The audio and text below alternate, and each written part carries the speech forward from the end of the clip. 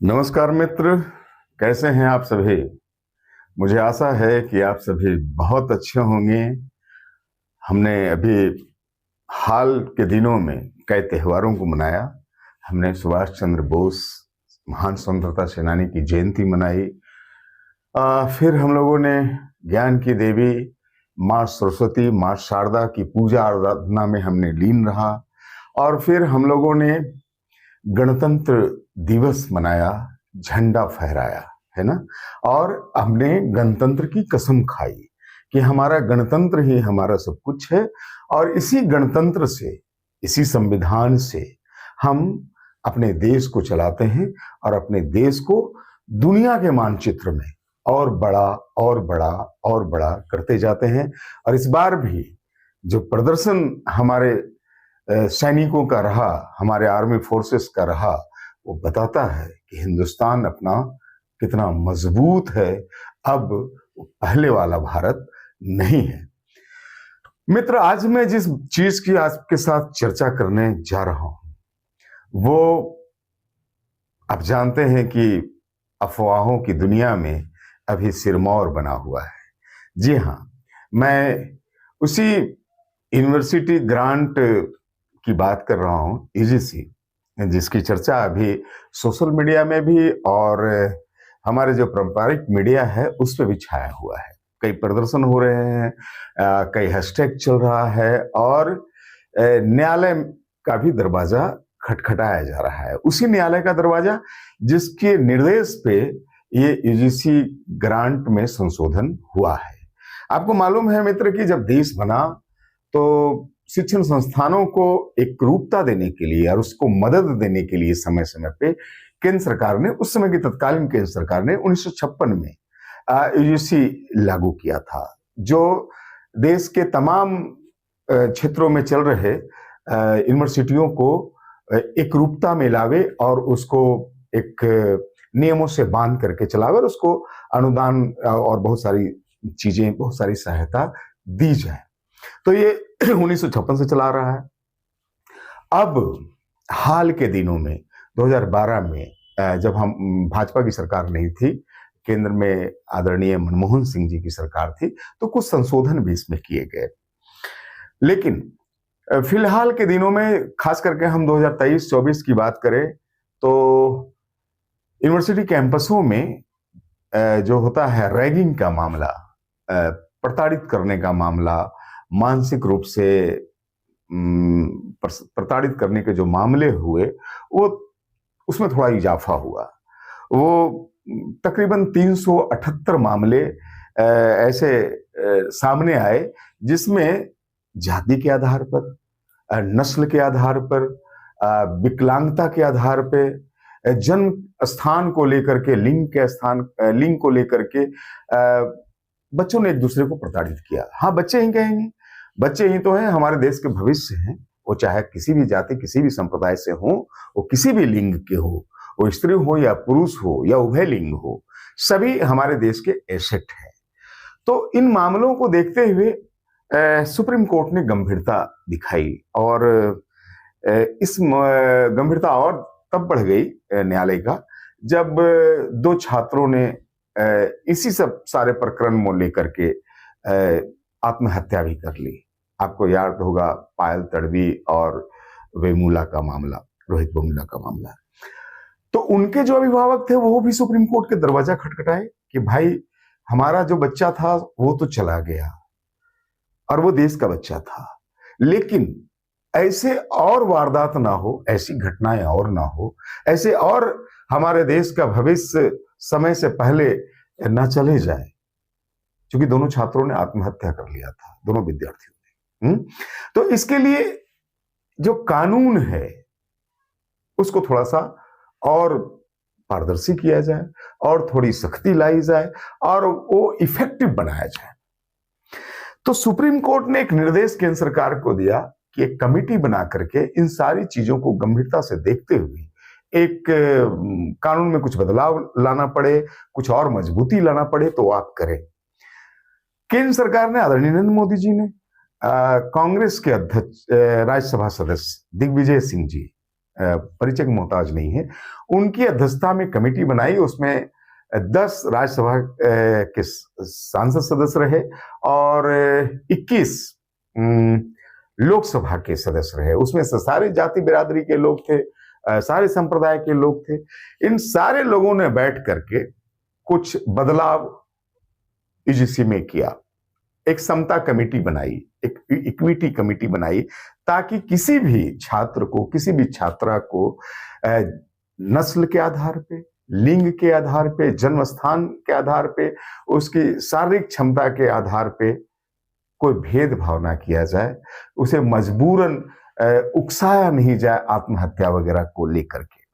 तो एक कमेटी बनी। अब वो कमेटी, जो समता कमेटी बनाई गई, जिसका प्रावधान रखा गया, उसमें 10 सदस्य होंगे। और मैं आपको बता दूं 2-3 चीजें जो लोग नहीं समझ पा रहे हैं। कुछ लोगों का कहना है कि इस समिति में सवर्णों को क्यों नहीं रखा गया, बैकवर्ड और एससी एसटी को और महिलाओं को और विकलांगों को सिर्फ क्यों रखा गया। तो मैं उनको बताता हूं कि इस कमेटी में सभी लोग हो सकते हैं। हाँ, ये अनिवार्य है कि उसमें एक एससी का मेंबर भी रहेगा, एसटी भी रहेंगे, महिला भी रहेंगे और दिव्यांग भी रहेंगे, ये अनिवार्य है। लेकिन उसकी अध्यक्षता जो होगी, उस समिति का जो अध्यक्ष होगा, वो पदेन होगा और वो उस संस्थान का सुप्रीमो होगा। जो उस संस्थान का प्रमुख है वही उसके अध्यक्ष होंगे। अब वो स्वर्ण से हो सकता है, पिछड़ी से हो सकता है, एससी से हो सकता है, एसटी से हो सकता है, महिला हो सकता है, दिव्यांग भी हो सकते हैं। जिस संस्था में जो प्रमुख होंगे, बहुत सारे हमारे यहाँ विद्यालयों की संख्या, विश्वविद्यालयों की संख्या बहुत है, हजारों में है, तो जो भी रहेंगे। तो आप ये जो भ्रम फैलाया जा रहा है कि उसमें, उस समिति में स्वर्ण होंगे ही नहीं, ये गलत भ्रम है।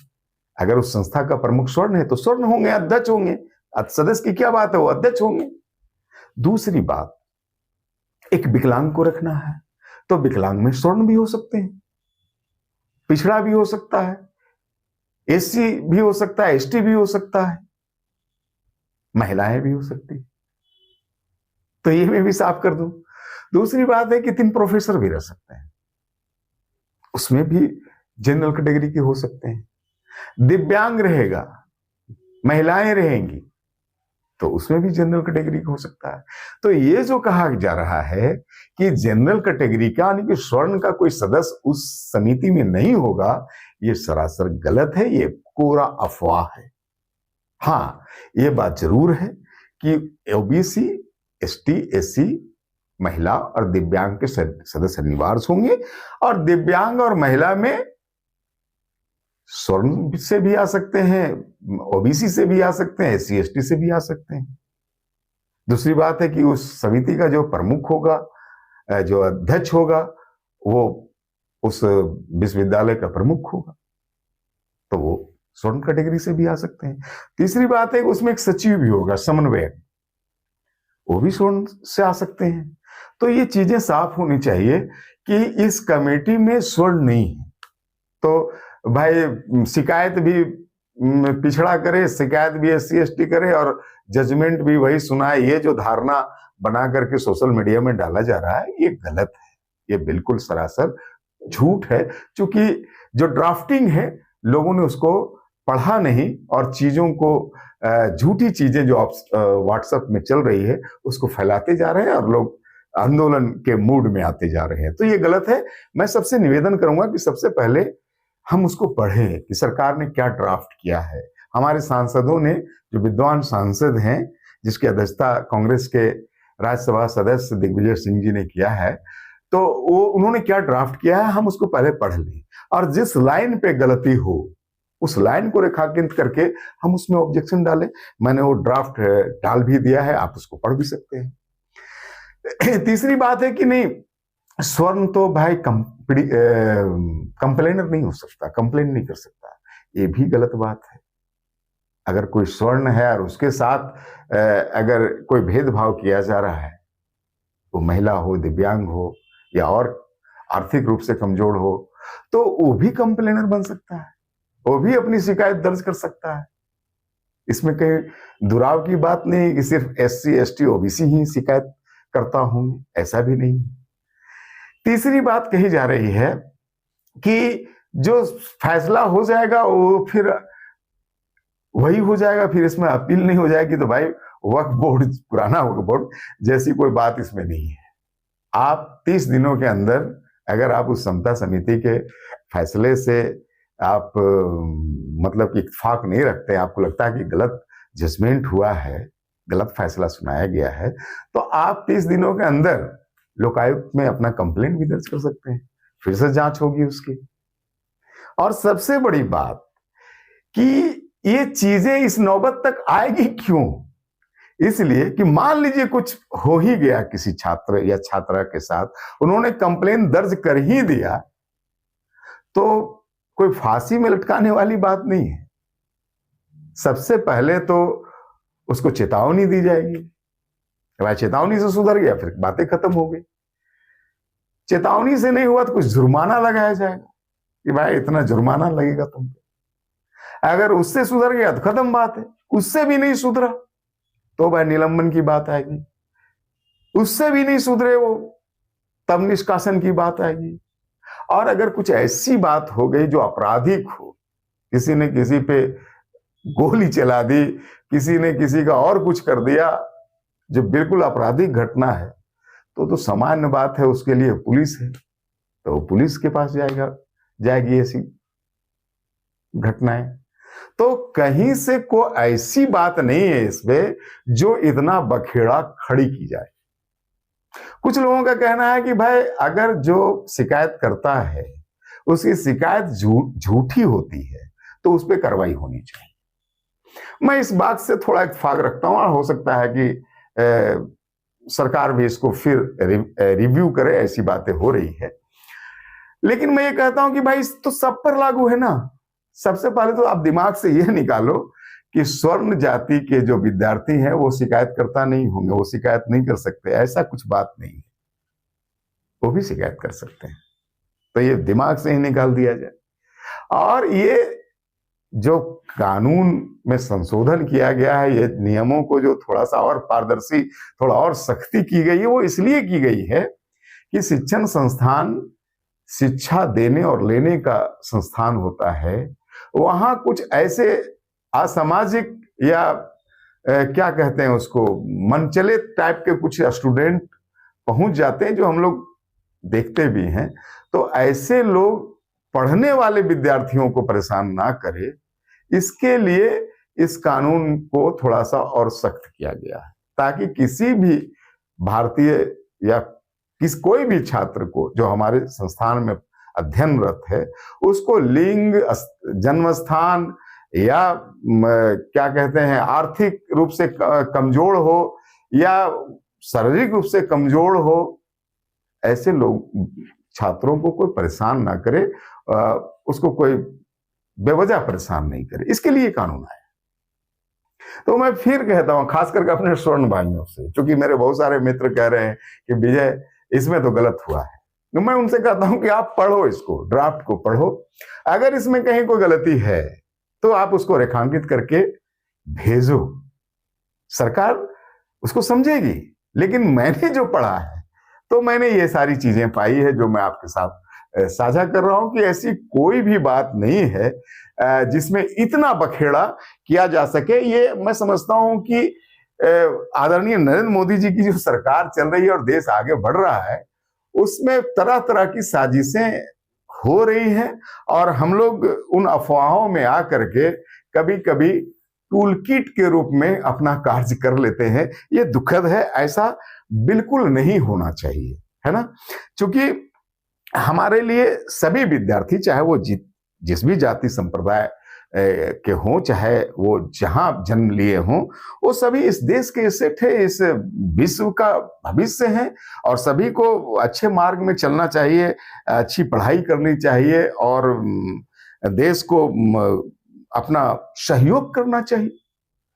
दूसरी बात है कि इसको लेकर के कि ऐसी घटनाएं ना हो, इसके लिए वर्कशॉप भी लगाए जाएंगे कैंपस में, उसके लिए जागरूकता भी फैलाई जाएगी समय समय पे, और इसके लिए भेदभाव रोकने के लिए मोबाइल टीम भी बनाई जाएगी, ताकि वो इर्द गिर्द घूम करके देखे कि कहीं किसी के विद्यार्थी के साथ कोई गलत कुछ तो नहीं हो रहा है। हॉस्टल में भी टीमों को नियुक्त किया जाएगा कि हॉस्टल में भी कुछ इस तरह की शिकायत आती है तो उसको देखे, और ऐसी घटनाएं आ ही नहीं, ऐसे नौबत आवे ही नहीं, इसके लिए सारा प्रावधान इसमें किया गया है। फिर इतनी सारी चीजों होने के बाद अगर हम इतने उतावले हैं तो मैं समझता हूं कि ये अच्छी बात नहीं है।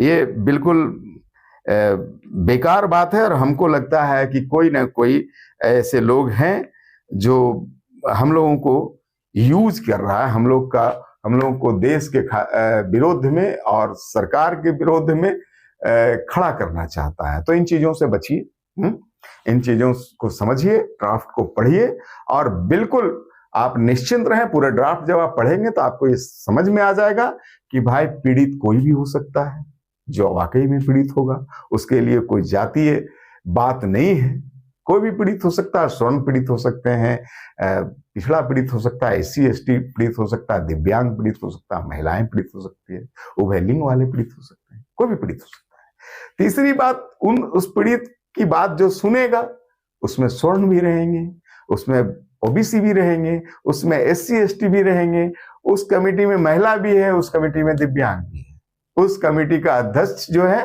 वो उस संस्थान का जो प्रमुख है, जो हेड है, वो रहेंगे, उस समिति का जो समन्वयक है वो उसी विद्यालय का जो सचिव है वो रहेंगे। तो कहीं को हमको नहीं लगता है कुछ छिपने वाली चीजें हैं। जब ड्राफ्ट लोग पढ़ लेंगे बढ़िया से तो मैं समझता हूं सारी चीजें साफ हो जाएंगी। और तीसरी बात है कि ऐसा नहीं है कि कोई शिकायत आई तो मतलब कि उसको फांसी में लटका दिया जाएगा।